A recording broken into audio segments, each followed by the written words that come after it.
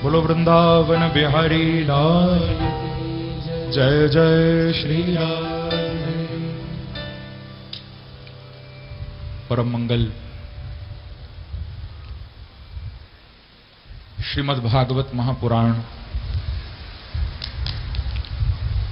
परमहंस संहिता वैष्णव संतों का परम धन श्रीमद् भागवत उन आनंद कंद श्री वृंदावन चंद्र के एवं वृषभानुनंदिनी आनंद कंदनी श्री राधा रानी के युगल चरणों में ध्यान करते हुए उन्हीं की अकारण करुणा से आप सभी भगवत कथा प्रेमी भक्तों को इस पवित्र तारकेश्वर धाम में प्रभु के पावन चरित्रों का वर्णन करने जा रहे हैं। एक बार कहिए श्री राधे। श्री राधे। बंधुओं, हम लोग बड़े भाग्यशाली हैं। ये हम सबका परम सौभाग्य है जो इस कलयुग में हम बार बार श्रीमद् भागवत की कथा इन कानों से श्रवण कर रहे हैं। ये बड़ा ही सौभाग्य है हमारा, क्योंकि लिखा हुआ है कि जन्मांतरे भवेत् पुण्यम तदा भागवतम लभे।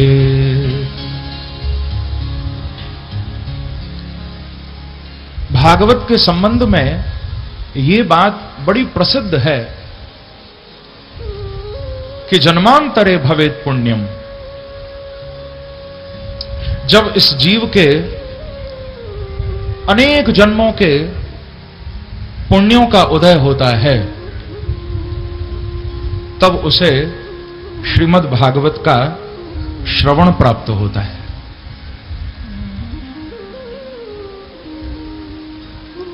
यदि हम भागवत कथा सुनने बैठे हैं तो निश्चित ही आज हमारे पुण्यों का उदय हुआ है।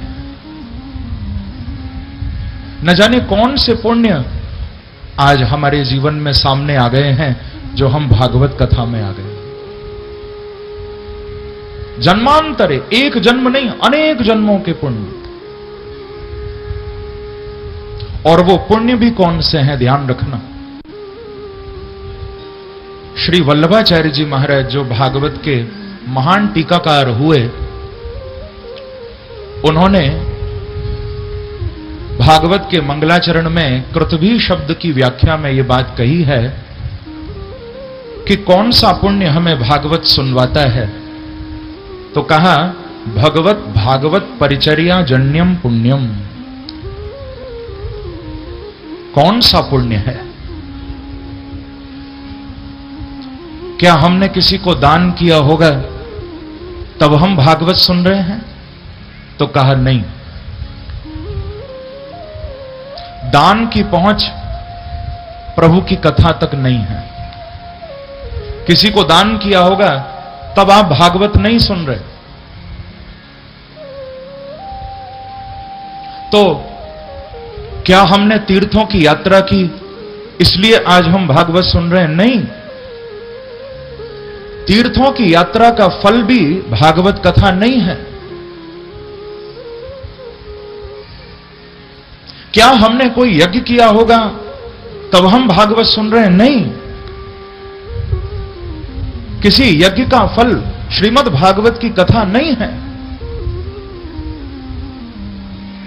तो जितना भी दान है, योग याग आदि कर्म है, तीर्थाटन आदि आदि जितने भी पुण्य हैं, ये भागवत कथा नहीं सुनवा सकते। बोले फिर आज हम भागवत क्यों सुन रहे हैं? कौन सा पुण्य उदय हुआ है? तो बोले हमने या तो इस जीवन में या किसी जीवन में किसी जन्म में कभी ना कभी किसी सच्चे संत की सेवा की होगी या बांके बिहारी की सेवा की होगी जो आज हम भागवत कथा सुन रहे हैं। प्रेम से कहिए श्री राधे। श्री राधे। तो भगवत भागवत परिचर्या जन्यम पुण्यम, या तो भगवान की सेवा हो गई होगी कभी, या हमने कभी किसी परमात्मा के प्यारे की सेवा कर दी होगी, किसी संत महापुरुष की सेवा कर दी होगी, तब हमको भागवत सुनने को मिल रही है। कोई साधारण पुण्य भागवत कथा सुनवाने में समर्थ नहीं हो सकता।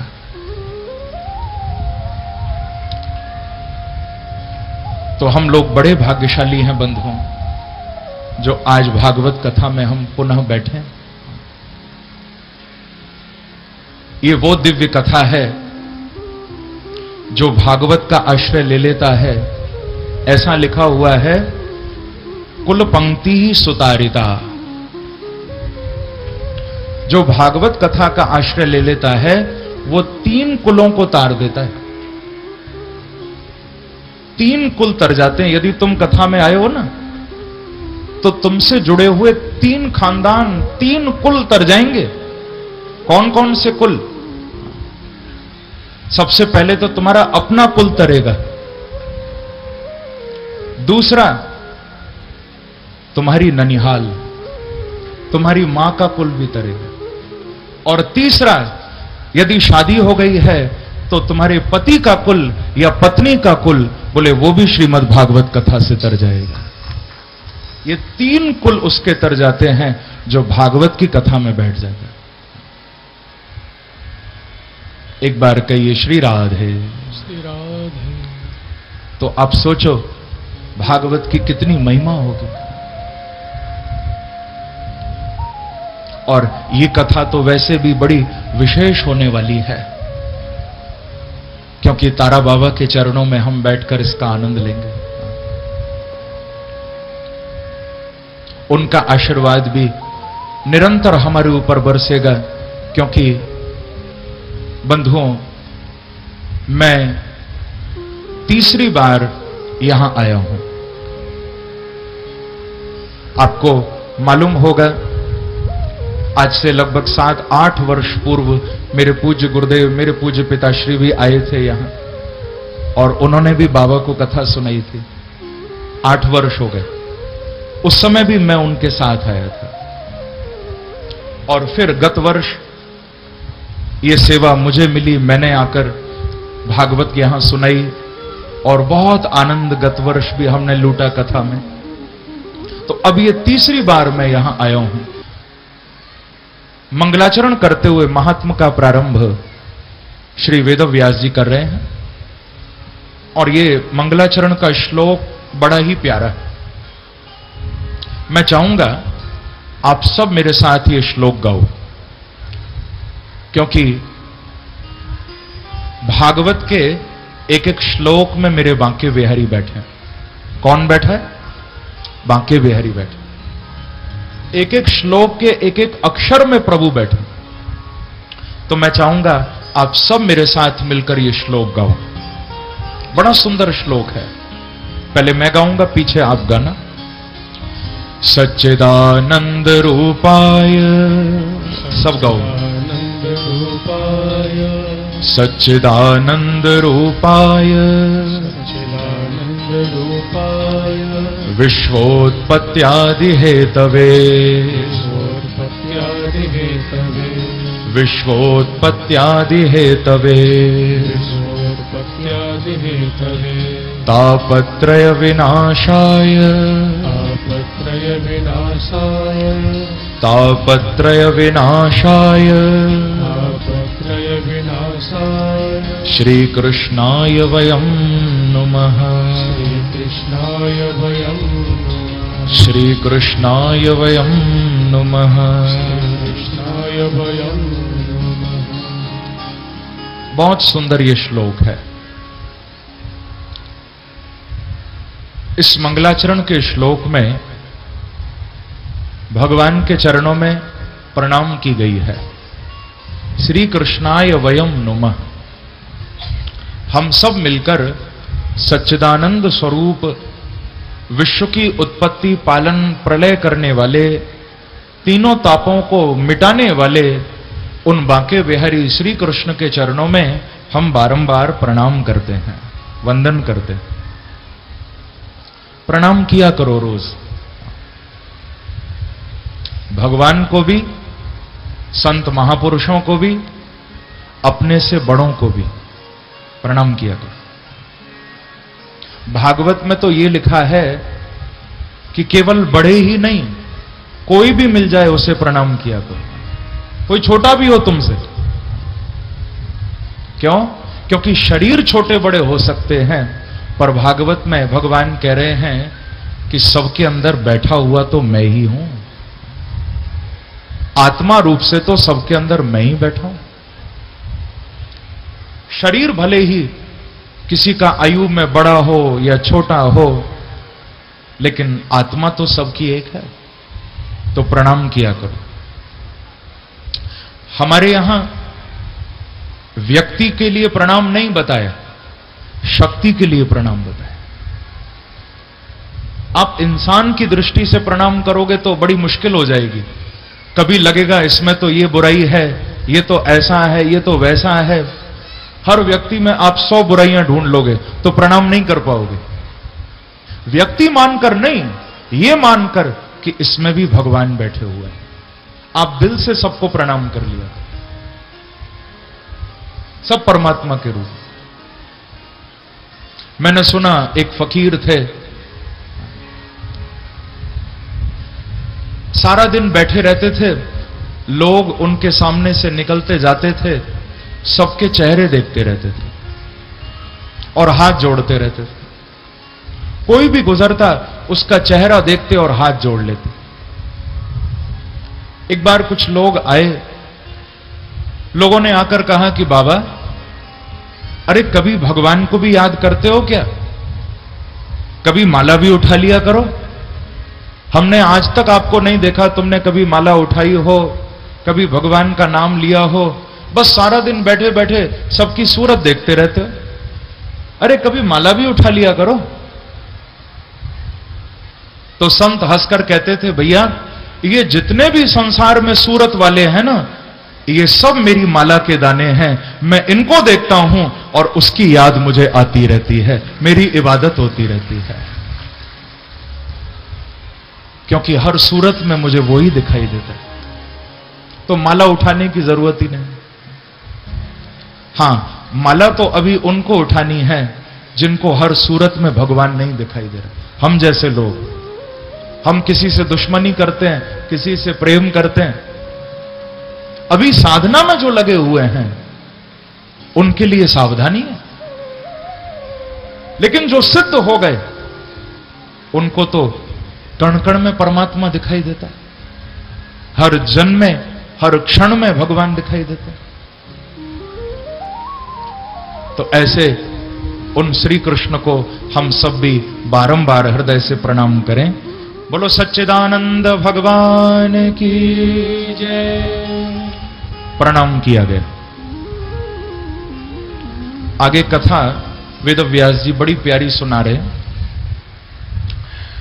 नैमिषारण्य में 88,000 शौनकादि ऋषि एकत्रित हुए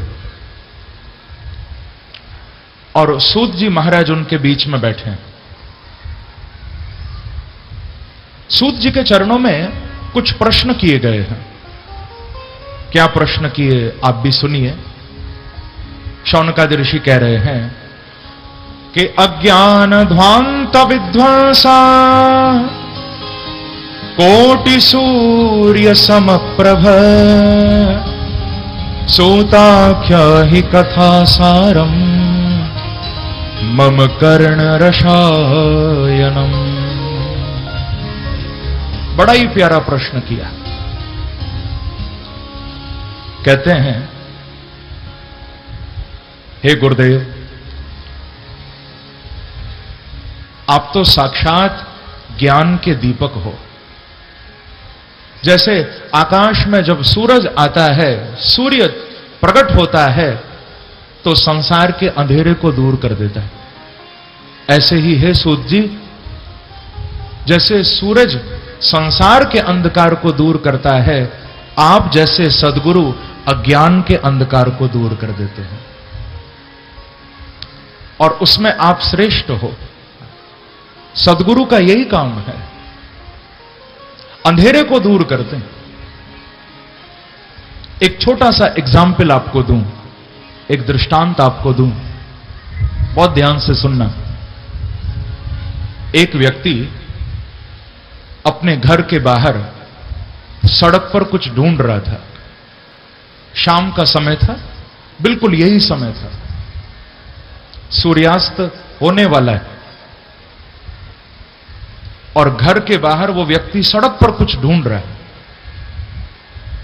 एक आदमी वहां से गुजरा, पूछा कि भाई साहब क्या ढूंढ रहे हो? तो बताया कि मेरी एक चीज खो गई है तो उसे खोज रहा हूं। व्यक्ति ने कहा कि क्या आपको याद है कहां खोई? तो बोला मुझे याद है कहां खोई। बोले कहां खोई? तो कहा मेरी वस्तु घर में खोई। तो बोले आप भी बड़े अजीब हो, जब घर में खोई है तो सड़क पर क्यों ढूंढ रहे हो? तो कहता है घर में अंधेरा है तो ढूंढने से फायदा क्या, बाहर उजाला है। घर में अंधेरा है, अंधेरे में क्या ढूंढूं, बाहर उजाला है। तो मैंने सोचा उजाले में ढूंढ लो। अब आप बताओ, जो वस्तु घर में खोई है क्या वो सड़क पर मिलेगी? चाहे बाहर उजाला है, घर में अंधेरा है, पर खोजना घर में ही पड़ेगा। जो खोया घर में है तो वो बाहर नहीं मिलेगा। इसी प्रकार से बंधुओं, बाहर तो हमको उजाला दिखाई दे रहा है, लेकिन जो अनमोल रतन है वो तो अंदर खोया हुआ है और वहां अंधेरा है। आप समझ रहे हो ना? जो हमारा मूल धन है, जिसको पाने हम आए हैं, वो तो हमारे अंदर ही बैठा है परमात्मा, लेकिन अंधेरा है अंदर। तो अंधेरे के कारण वो दिखाई नहीं देता और हम उसको बाहर ढूंढ रहे हैं।